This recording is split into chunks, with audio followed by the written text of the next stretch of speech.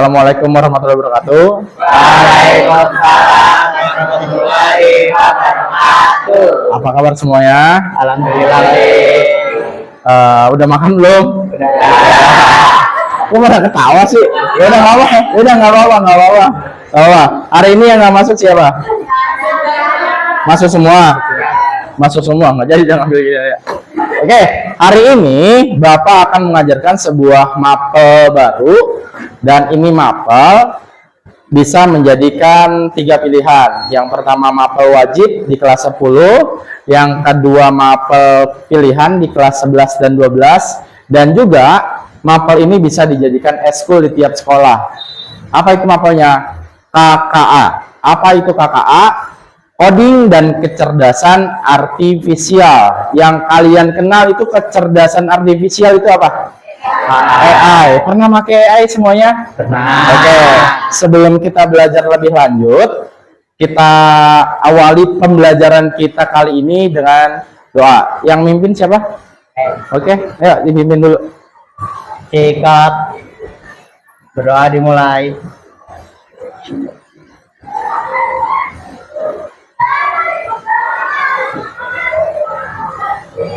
Berdoa selesai. Memberi salam. Assalamualaikum warahmatullahi wabarakatuh. Oke. Kecerdasan artifisial atau yang kalian sebut dengan AI. Kamu pernah pakai AI semuanya? Pernah. Ada yang pernah pakai semua, berarti udah semua ya? Biasanya kamu pakai AI buat apa? Buat Jujur apa? Tugas. AI apa yang kamu pakai? ChatGPT. Oke. Mira pernah? Pernah, Pak. Pernah. Pakai apa? ChatGPT. ChatGPT aja? Iya. Yang kamu tahu AI ada berapa? AI apa aja? AI apa aja yang kamu tahu? Coba pakai ChatGPT aja. doang, Pak. Di Instagram kan ada tuh apa? Meta AI. Meta AI. Di WhatsApp? Meta AI. Buat ngerjain tugas kan? Iya. Kalau ulangan pernah pakai nggak AI? Nggak pernah? Nggak. Oke. Yang pengalaman kamu pakai AI itu kayak gimana? Mempermudahkah atau mempersusah? Mempermudah. Iya. Kira-kira AI juga punya kesalahan nggak kira-kira? Punya. Iya. Nah, berarti kan AI bisa disandingkan sama guru ya? Ya, AI sama guru sama-sama memberikan ilmu ya? Iya. Lebih cepat mana? Sebenarnya lebih cepat AI ya? Iya. Tapi kekurangan AI apa kira-kira? Dia punya perasaan nggak AI? Enggak. Pernah ngomel sama kamu? Enggak. Pernah ngasih pembelajaran tentang karakter sama kamu? Enggak. Ya, itu kekurangannya. Nanti kita bahas tentang AI itu sendiri. Nah, hari ini Bapak akan bahas modul 2 nih, modul 2 tentang apa? Tentang pengoperasian, pengaplikasian dan kolaborasi perangkat kecerdasan artifisial. Nah, tadi yang kamu sebutkan kecerdasan artifisial atau yang biasa disebut dengan AI, bisa ChatGPT, bisa apa lagi? Meta AI. Ada lagi nggak yang kamu pakai? Yang lainnya? Hah? Gemini AI. Ada yang pakai Gemini AI? Nggak ada. Baru tahu Gemini AI? Oke, nanti kita bahas ya. Macam-macam AI itu sendiri itu apa? Bahkan saya pun kemarin ngirim ulangan ya. Iya. Ngirim ulangan pakai apa? Pakai web. Iya. Dan itu membuatnya pakai AI. Cepet nggak? Ini Bapak kok desainnya bisa semenarik mungkin dengan waktu yang cepat? Mungkin ya kira-kira saya? Nggak mungkin, karena saya dibantu sama AI. Nanti saya jelaskan kemarin saya pakai AI apa. Nah, tujuan pembelajaran kita hari ini ada 2. Bisa dibacakan siapa? Oke, Salsa. Yang pertama apa, Sa? Yang pertama yaitu menjelaskan konsep dasar kecerdasan artifisial atau AI, serta mengidentifikasi contoh-contoh perangkat AI untuk pemanfaatan umum seperti asisten virtual, generatif AI, mesin pencari, dan khusus seperti AI dalam bidang medis, desain, dan atau edukasi. Oke, yang kedua mungkin depannya. Yang kedua yaitu mendemonstrasikan penggunaan minimal 2 perangkat AI untuk pemanfaatan umum guna menyelesaikan tugas-tugas praktis.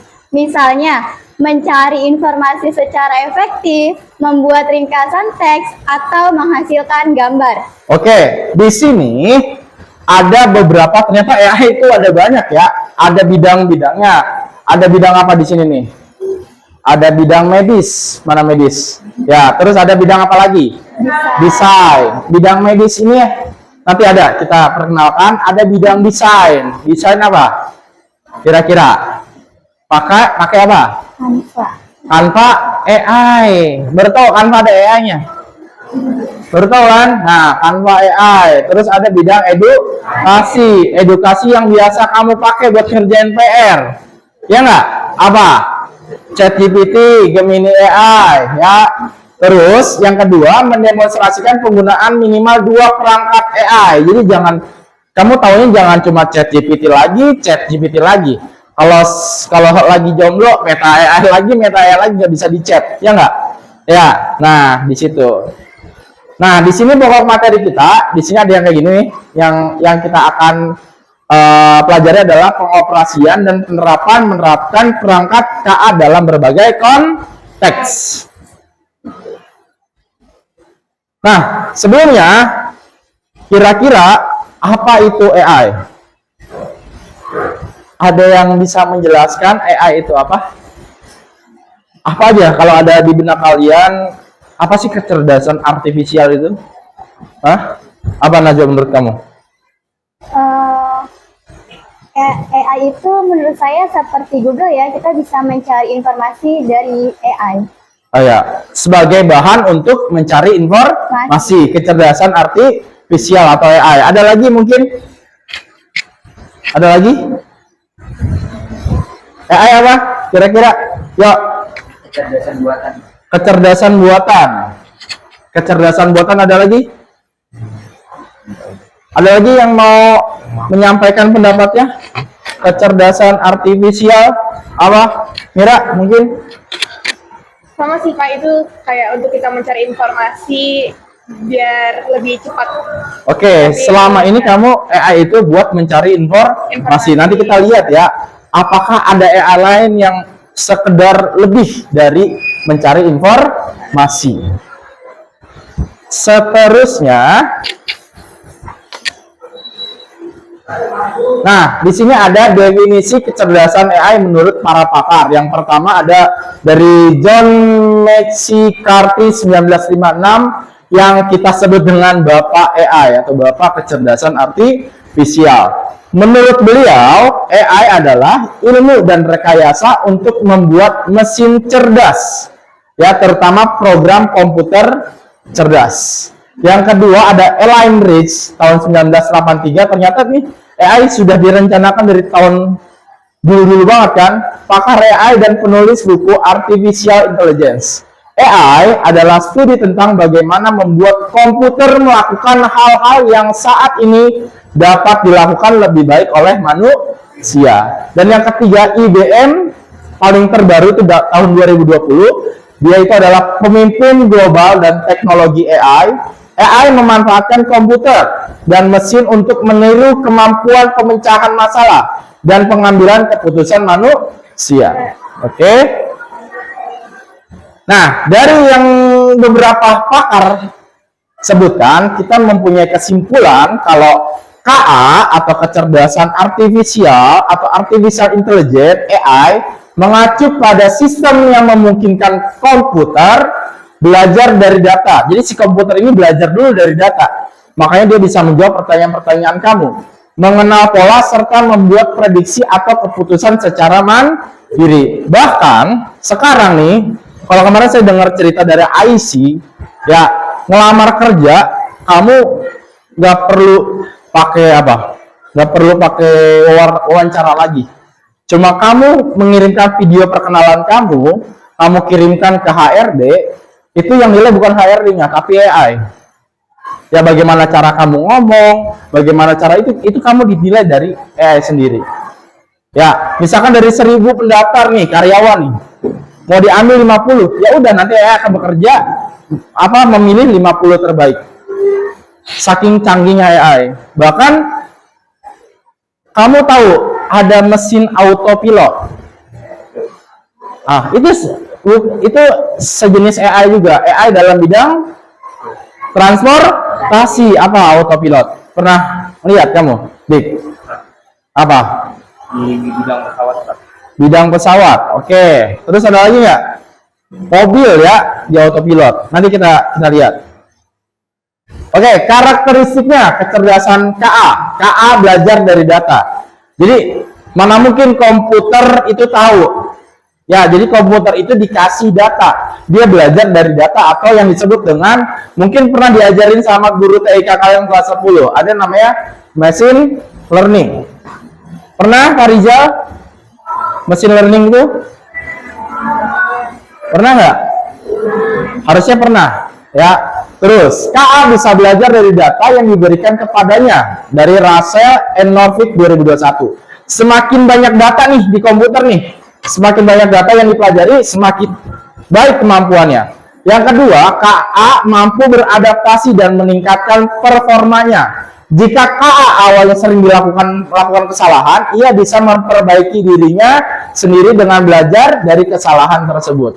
Pernah nggak kamu menemukan AI atau ChatGPT, Gemini AI salah kamu ketika kamu kasih pertanyaan dia salah? Pernah? Ada pengalaman seperti itu? Pengalamannya seperti apa kira-kira kamu?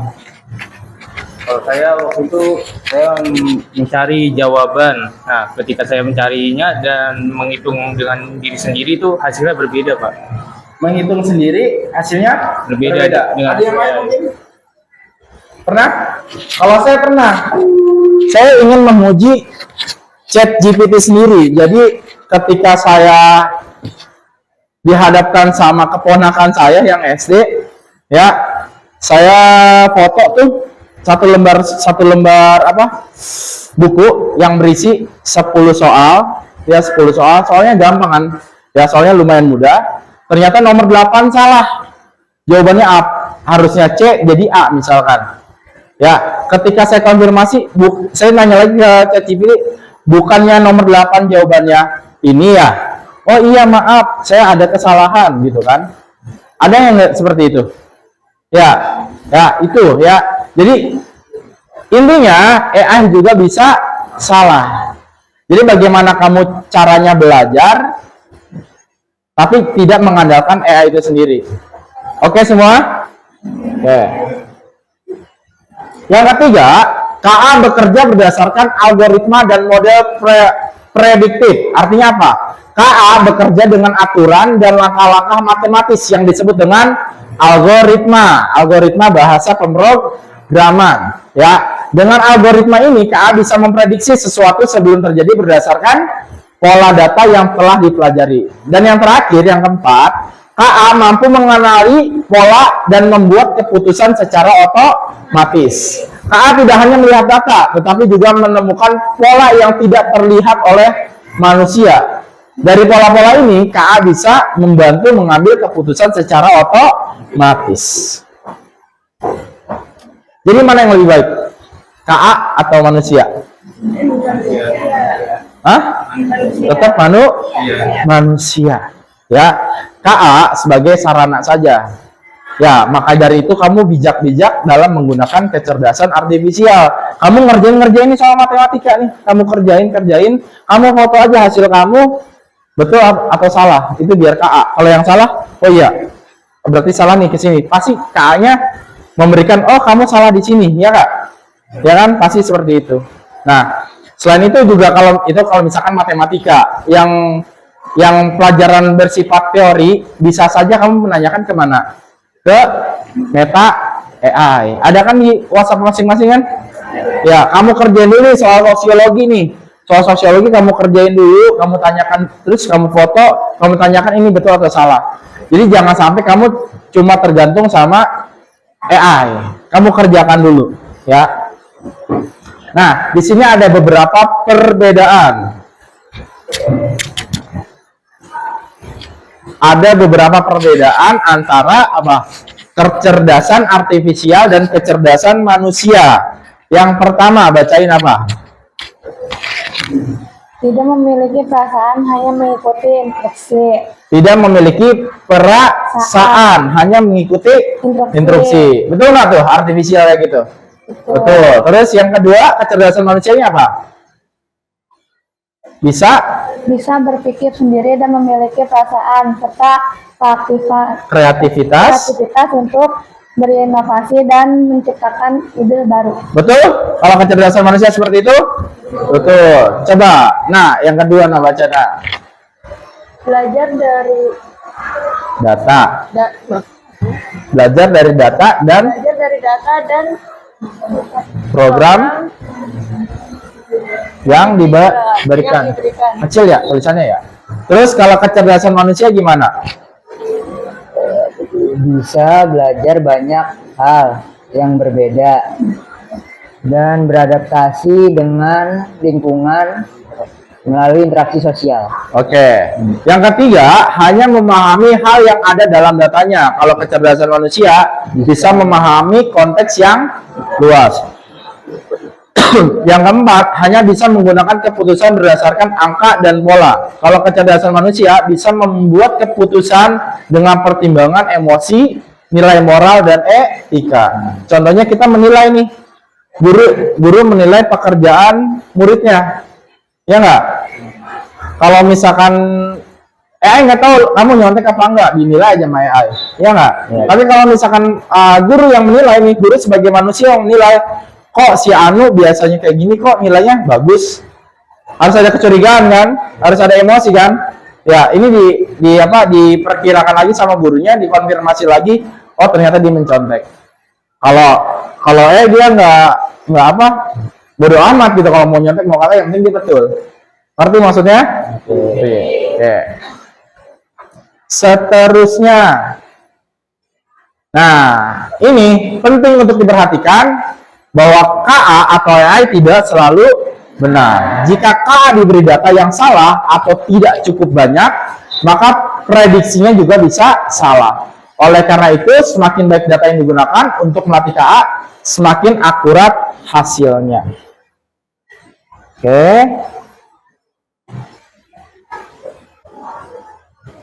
Nah, ini pengoperasian KA. Yang pertama input data, yang kedua pemrosesan data, yang ketiga pelatihan model, yang keempat interferensi. Nanti kita bahas ini selanjutnya. Sekarang,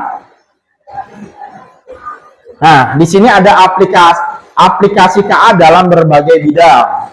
Yang pertama ekonomi bisnis, dia untuk analisis data, rekomendasi produk, chatbot, dan asisten AI.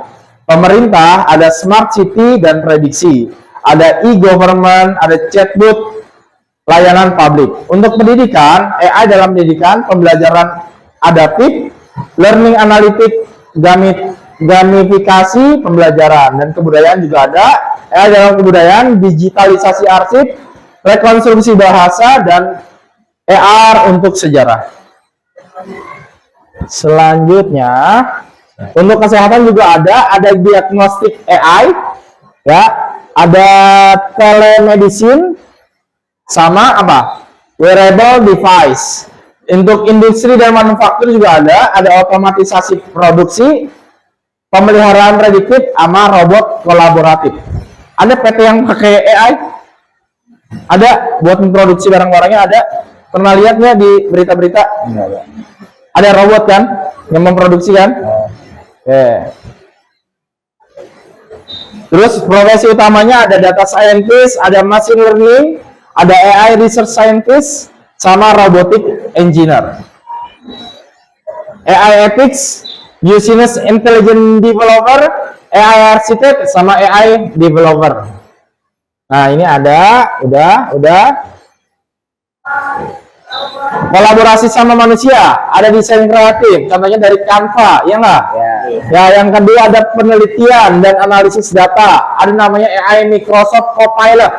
Ya, kalau misalkan kamu nanti ada praktek fisika, butuh data atau grafik, ada namanya Microsoft Copilot yang bisa membuat grafik di situ. Ada penyuntingan tulisan, ada pemrograman, ada penyuntingan tulisan, ada namanya aplikasi AI itu namanya Grammarly. Pernah lihat Grammarly? Kamu membuat sebuah tulisan karya, kamu perbaiki tanda bacaannya. Itu Grammarly namanya, ya AI-nya. Kemarin kelompok saya sudah bagikan, silakan kalian bergabung sama kelompok. Nanti kalian diskusikan beberapa AI yang akan kamu presentasikan nanti. Ya, ada beberapa yang saya bagikan, nanti kita kocok. Oke, sekarang kumpul tiap kelompok.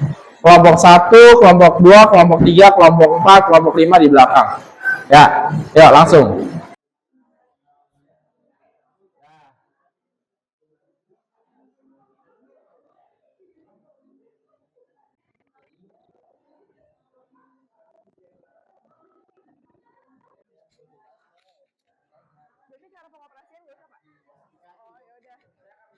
Ya, sudah cukup diskusinya. Oke, sekarang Bapak ingin kalian presentasi masing-masing jenis AI yang kamu diskusikan, biar kelompok lain juga mengerti kegunaannya dan AI itu sendiri itu seperti apa. Oke, yang lain memperhatikan. Dimulai dari Canva AI. Silakan, tepuk tangan buat temannya.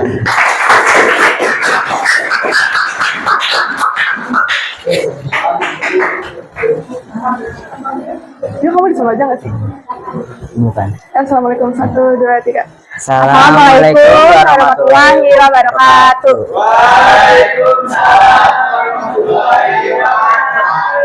Di sini kelompok kami akan menjelaskan tentang materi kami, yaitu Canva AI. Sebelumnya perkenalkan, nama saya Mira Joella.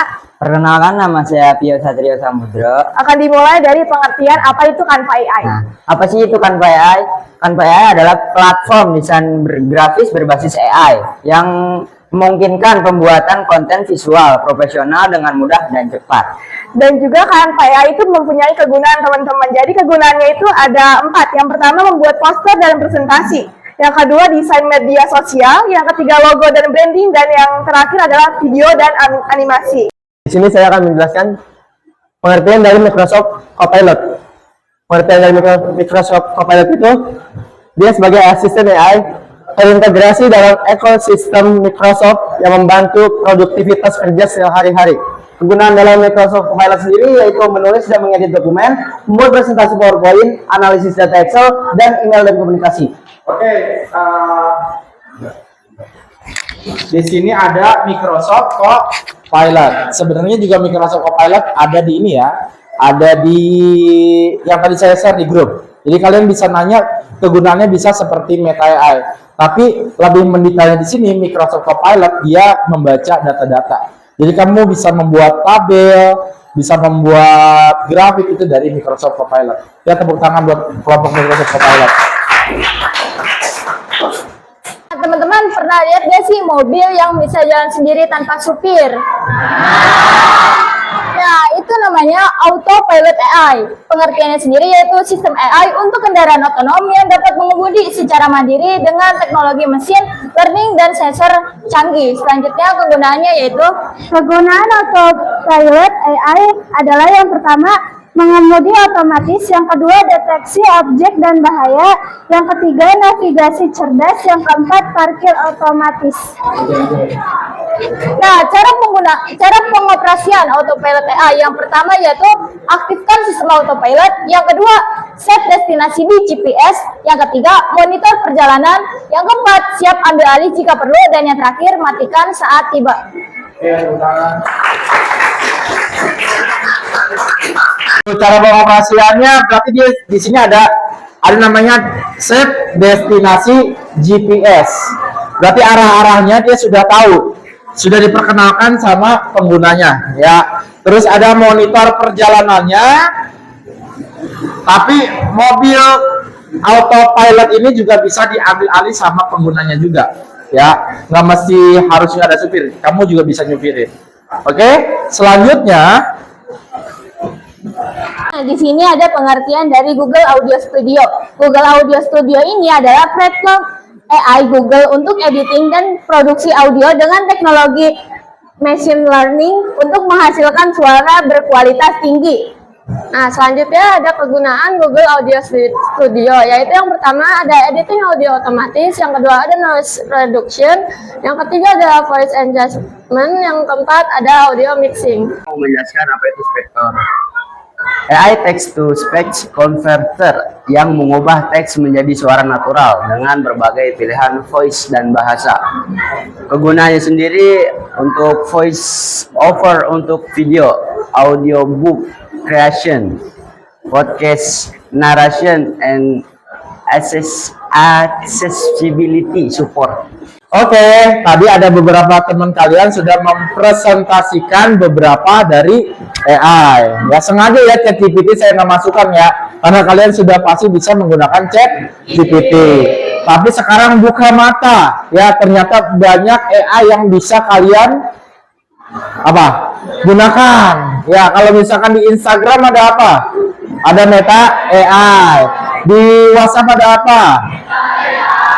Di WhatsApp Meta AI. Terus bisa yang saya kirimkan tadi apa? Microsoft Copilot. Coba dicoba-coba nanti di grup. Kamu chat pakai Microsoft Copilot.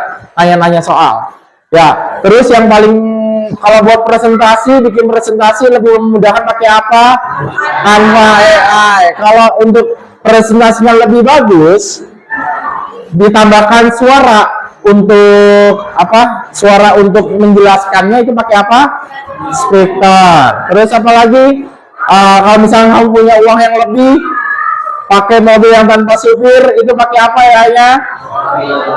Autopilot AI. Ya, jadi banyak nggak cuma ChatGPT, Gemini, Meta AI. Ya, masih banyak lagi. Tapi untuk penggunaan kecerdasan artifisial sendiri itu harus bijak. Ya harus bijak. Jangan sampai AI itu merajai kita. Ya nggak? Jadi kalian kalau belajar apa-apa jangan mengandalkan AI terus. Ya, kamu belajar dulu baru dikoreksi pakai AI. Ya, atau AI itu membantu kamu. Contohnya tadi presentasi. Wah, presentasi saya akan makan waktu, ya nggak? Makan waktu kalau misalkan saya mendesain presentasi saya. Maka dari itu kamu gunakan Canva AI aja. Selebihnya waktunya digunakan untuk belajar bagaimana cara kamu menjelaskan ke teman-teman kamu tentang materi yang kamu presentasikan. Jadi AI atau kecerdasan artifisial bisa mengefisiensikan waktu kamu dalam belajar. Ya, capek nggak ngedesainnya? Presentasi, capek kan? Nah, kalau kayak gini ada gambaran buat presentasi selanjutnya, entah itu materi bahasa Jepang, terus misalkan sosiologi atau biologi, bisa kebayang sekarang? Bisa. Lebih gampang lagi AI. Tapi ingat, ya harus belajar. AI cuma mempermudah kamu. Dan ingat, AI juga bisa salah. Oke, sekian dari saya. Nantinya akan ada pembahasan yang lebih menarik lagi. Saya ucapkan selamat siang dan selamat belajar ke pembelajaran selanjutnya. Oke, kita tutup dengan doa. Siapa yang mau memimpin doa sekarang? Silahkan, Min.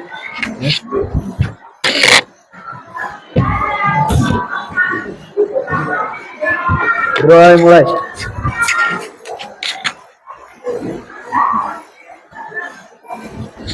Doa selesai. Beri salam.